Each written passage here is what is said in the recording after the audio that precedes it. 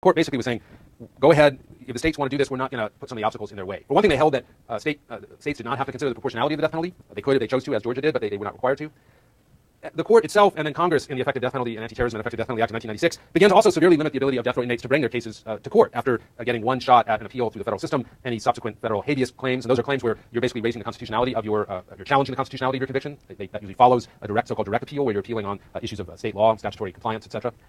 So this begins a period beginning around 1979 where the states are increasingly free to expand their death penalties. And one way they can do that is by adopting lots of new aggravating factors that widen the pool of murders that can be considered for capital sentencing. There's an introduction of victim impact testimony. Initially, the Supreme Court in 1987 held that states could not put victims' family members on the stand to testify about the impact of the murder on them because that very emotional testimony might too bias the jury against them and also create a certain kind of arbitrariness, right? Because if you murder somebody who has no family, for instance, then they wouldn't be able to have a victim impact statement. Whereas if you murder somebody who's got 50 grandchildren who are all doing amazing things, then it's going to be an overwhelming case perhaps against you. And actually, research shows that victim impact testimony is the single most powerful kind of testimony. Nonetheless, in 1993, the Supreme Court decided to reverse itself and allow victim impact testimony. It's a case that very explicitly mentions the victims' rights movement as one of its animating factors. It's a decision, a very interesting case called Payne versus Tennessee. It might be a subject for a paper for some of you. This is also a time where the death penalty, which had been politicized beginning with the backlash to Furman, but in a sense reaches a peak of politicization. The 1988 presidential election, which is before the time of many of you in the room, I realize, very much turned on the death penalty in a famous exchange during a debate. Governor Michael Dukakis of Massachusetts, who was considered by many to have a very good chance of prevailing in that election, was asked whether he would support the death penalty for somebody who raped his wife. Bernard Shaw, actually of CNN, asked him that question. You can listen to this on YouTube. Dukakis gave kind of classically wonkish answer, saying that the statistics didn't prove that the death penalty deterred, etc. Many experts believe he lost the election at that point because he showed no emotion about even the idea that his wife might be raped and murdered. He said he was against the death penalty in all circumstances. George Bush, H.W. Bush, who was vice president at the time, strongly asserted his support for the death penalty, and while that was not maybe the only factor in the election, it was considered to be a turning point issue.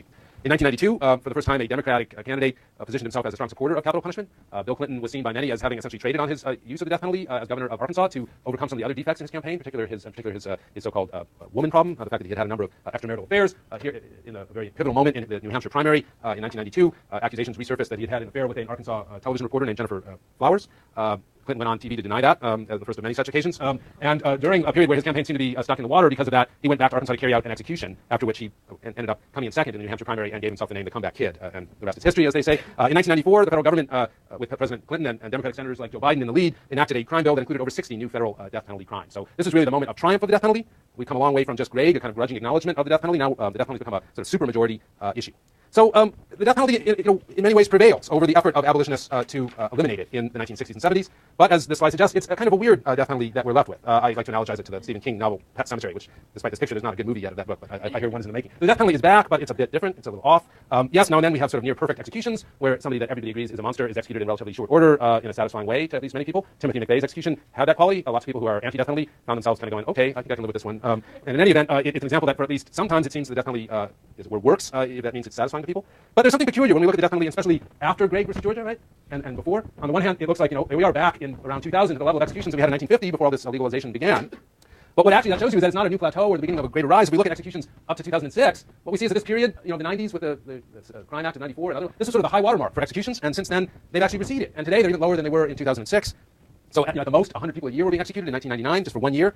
That still is minuscule compared to all the murder cases and all the people in prison, but at least began to look like the death penalty was on its way to kind of normalcy. But instead, we see it's had this rather steep decline. And again, this is a table that shows you which states have executed people since 1930 and since 1977. And again, what you see is that the death penalty before in 1930 was a very national kind of penalty. New York was one of the dominant users of it. California, Illinois, big states. Today, if you look at the big numbers on the board, they're all from southern states. So the death penalty is, even states like California that have the death penalty just don't actually execute people very often.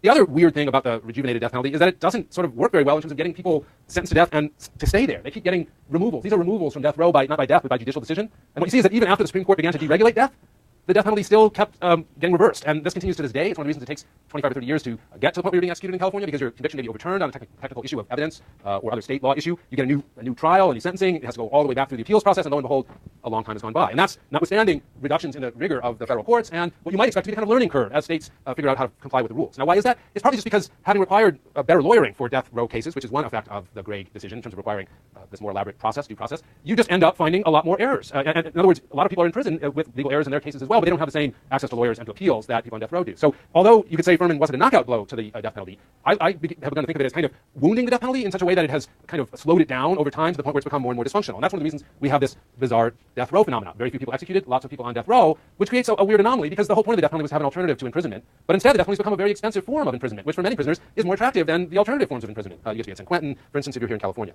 Are we in the end game? Obviously, end games can take a very long time. I think the answer to that is yes, but we don't know how long that end game will take place. Much of the argument against the death penalty remains much the same as it was in Beccaria's time. But there is a new abolitionism. That is, because of the legalization of the death penalty debate by Furman and Gregg, much of the debate about abolition is increasingly on new issues, including racial discrimination, wrongful conviction, a sense that the death penalty is itself legally corrupting. One of the great advocates for that has been Austin Serrett, whose article I meant for you to read. My apologies again that it was not up there. One avenue of change has been, even though the Supreme Court, after McCluskey, is clearly unwilling to strike down the whole death penalty, it is willing to exempt some categories from it. In the Atkins case, people of very low intelligence level, so-called retarded people, were held to be, it was held to violate the Eighth Amendment to execute them.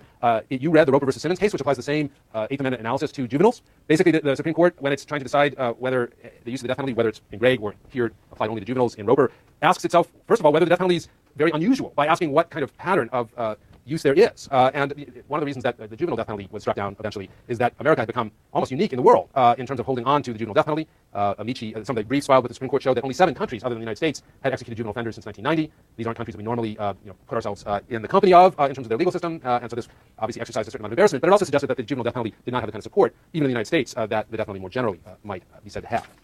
The other thing I think that's interesting about the Roper decision, and I have to go back to this slide, is the sense that culpability, which is the Supreme Court said in Gregg was crucial to the death penalty, that is, the degree to which a person was subject to being deterred or was an appropriate target for retribution, simply didn't apply to juveniles because of their inability to, the undeveloped nature of their brains and the fact that they did not have the capacity for full responsibility and sort of judgment about their futures that adults did. So Roper is important because it underlines that this culpability remains very important. That is, just because we fear somebody isn't a good enough reason to execute them, we also have to show that they're responsible enough to either be deserving of very serious punishment or be deterrable. Juveniles are not, according to the Supreme Court. There may be other categories, for instance, people with serious mental illnesses out there who would also be appropriate for this kind of exemption. That hasn't happened yet. A huge issue has been wrongful convictions. This wasn't so much of an issue in Beccaria's time, but it has been since the beginning of the 20th century. And clearly one of the things that has begun to turn opinion on the death penalty has been the fear that somebody could end up on death row who was actually innocent. Now, this was a really interesting issue that I certainly didn't see coming as recently as the 90s. It seemed to me that, as I think it did to most Americans, that because we had so much due process involved in the death penalty, that it would be very unlikely for a death penalty case in particular to result in a wrongful conviction. But subsequent research has showed that that is not true. The work of Barry Scheck and Peter Neufeld in this well-known book and has been followed up by other social scientists has highlighted that in many respects capital murders are the ones that are most vulnerable to wrongful conviction. Why? Because they're so heinous. The little girl is raped and murdered, mass murder of innocent customers in a jewelry store, etc. These are crimes that the public, in a draconian sense, cries out for vengeance, and therefore the police feel an extra burden to come up with somebody who's appropriate. A very powerful example of somebody that now many experts believe was wrongfully executed, Cameron Todd Willingham, sentenced to death for an arson that killed his children. The case against him was totally forensic, based on certain scientific assumptions about how arson-started fires would leave distinct signatures in their wreckage that would mark them as being started by arson. And that was the evidence presented against Willingham. That was the only evidence that he had deliberately killed his kids. Subsequent research has showed that that's actually completely false, that what they thought were essentially clear signs of arson proved to be not related to arson at all, to be driven by independent factors. And many people believe that Willingham, who was executed by Governor Rick Perry in 2004, was innocent. There's a very powerful Florida case of another man who died on death row of cancer, but before he could be cleared and after having spent almost a decade on death row, and it's a good example of how the issue of wrongful conviction can undermine not just confidence in the death penalty, but also our sense of whether we're being well protected by a heavy emphasis on the death penalty. This is a case where one of the most atrocious serial killers in U.S. history, a man named Eddie Lee Mosley, was responsible, now it's believed, for murdering and raping close to 100 women in South Florida. 2 different people were sentenced to prison for his crimes. Jerry Frank Townsend, who was a retarded person who was persuaded to plead guilty. Frank Lee Smith, who maintained his innocence throughout and was sentenced to death, convicted and sentenced to death. Both were crimes that were eventually proven by DNA to be caused by Mosley. The really chilling thing is that there's a lot of evidence that the police knew that Frank Lee Smith wasn't guilty, but because he was on parole for an earlier crime, they thought he was an imminently executable subject, and therefore they focused on him, leaving Mosley on the street where he killed more women. I'm afraid I'm out of time. I'm going to return to this subject and finish this aspect of the lecture on Tuesday, but I will stick with my bargain that whatever we haven't covered at the end of today will not be on your, you can consider this slide here to be your cutoff point.